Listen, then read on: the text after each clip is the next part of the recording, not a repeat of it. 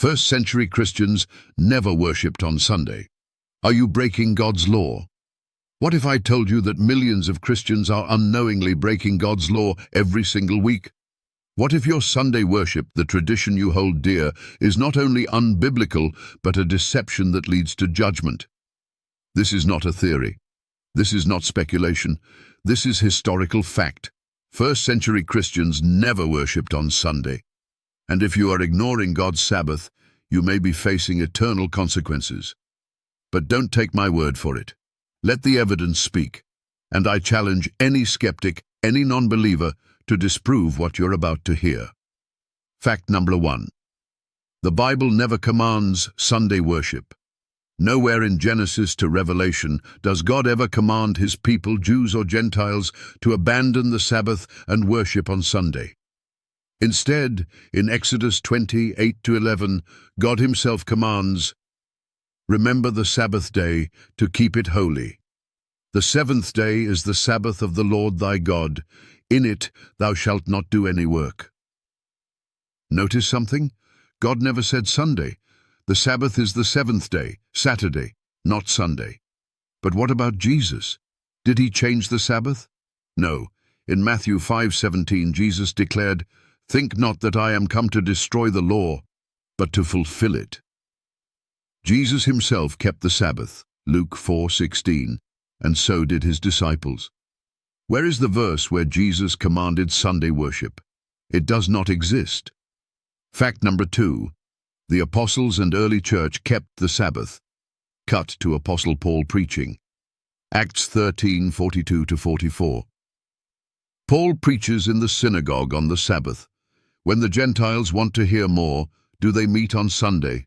No, they gather on the next Sabbath. Acts 18:4. Paul reasoned every Sabbath in the synagogue, persuading both Jews and Greeks. If Sunday had replaced the Sabbath, why didn't Paul tell the Gentiles to meet on the first day of the week? Because Sunday worship did not exist in the early church. Fact number 3. Sunday worship was introduced in the 4th century by Rome. Cut to an ancient Roman Emperor, Constantine, signing a decree. For over 300 years after Christ, Christians continued observing the seventh-day Sabbath. But then came Emperor Constantine, a pagan sun worshipper, who in AD 321 issued the first Sunday law. On the venerable day of the sun, let magistrates and people rest. Did you catch that? Day of the sun, a direct reference to pagan sun worship. Constantine did not follow Christ. He merged Christianity with paganism to unite his empire. If Sunday worship was truly a command from Jesus, why did it take a Roman emperor to enforce it? Judgment is coming. Are you prepared? Cut to a fearful scene of people before God's throne. Revelation 14:12 warns, "Here is the patience of the saints. Here are they that keep the commandments of God and the faith of Jesus." If you are ignoring the Sabbath, you are not keeping God's commandments.